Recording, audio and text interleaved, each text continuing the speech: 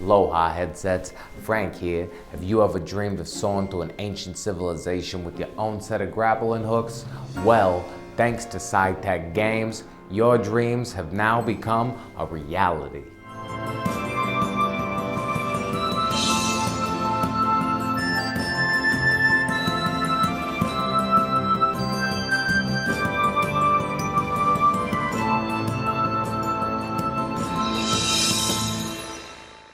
I held off on this game, and honestly it wasn't until the developers gave me a code that I finally played it. My only regret now is not purchasing it sooner. Windlands is an amazing new first-person grappling hook adventure from Psytec Games. You can zip through the world or take in the sights at a relaxing pace. Either way you go, you're gonna have fun.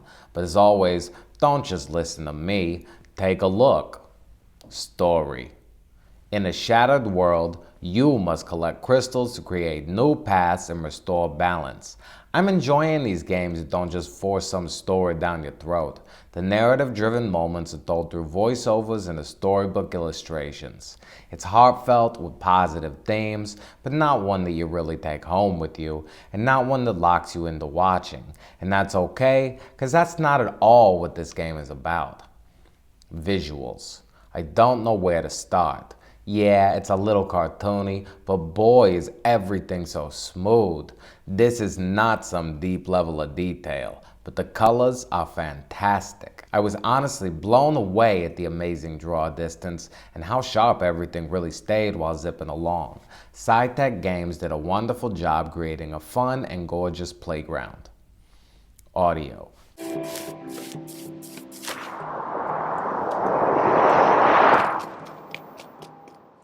The 3D audio does a wonderful job at helping with immersion.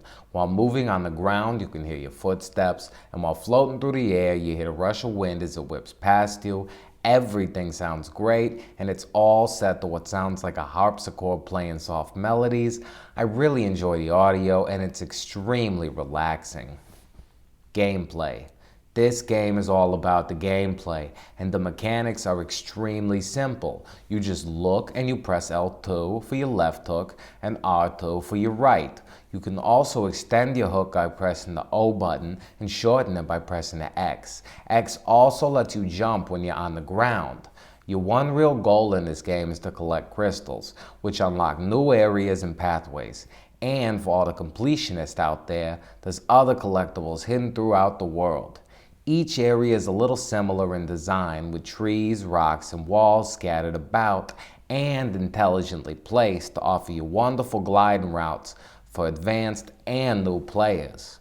There are no timers, no lives, and most importantly, no sense of urgency. If you fall or get stuck, all you need to do is press a triangle and boom, you're back where you last stood on solid ground. It's a really cool mechanic with no load time, no bad job screen, and no respawn text. You get a little flutter of smoke and you're off again. It's honestly overwhelming when you jump off a high cliff only to grab hold of a lonely bush seconds away from tumbling into the abyss below. This game offers you a couple options when it comes to difficulty, and I use the word difficulty very lightly because changing the settings doesn't actually affect the game world, it just limits the surfaces you can grapple. Alongside the audio and visual, the gameplay only reinforces more that Windlands' true soul is finding inner peace and gracefully floating from branch to branch. Motion sickness. Now, I didn't get sick, but Frank don't get sick. Though, I know for a fact this is one of those games that will get some people feeling a little queasy. They added some wonderful settings to help alleviate nausea, and they don't really hurt the immersion that much. They just really create a little barrier between you and the environment. My suggestion, though, is just take it slow. I've also heard that placing a fan in front of you can help with some of the disconnected brain experiences, but I have yet to try that. Windlands is a gorgeous title with wonderful gameplay, and it would really be a shame if you had to miss out on it. But if you know you always get sick no matter what, this may not be the title for you. Drift. No drift at all. Like most games, they do have a recenter map to the options button, but I never once found myself using it. They really did a great job. Even when I turned my head all the way around, everything worked perfectly. Value.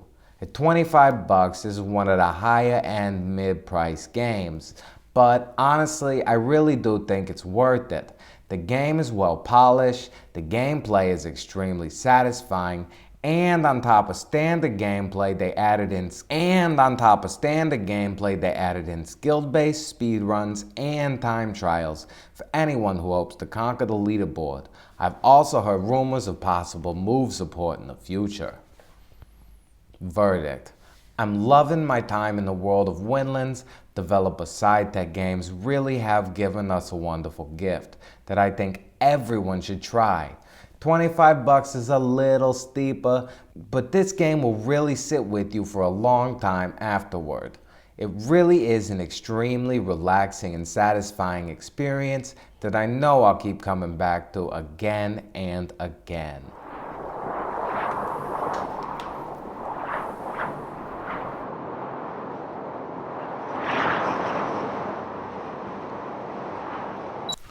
Well, that's it for this one. Have you been to the Windlands? Are you planning on taking a trip? Or are you just gonna say forget about it? Let me know in the comments. As always, thank you for watching. If you enjoyed it, please hit that thumbs up button.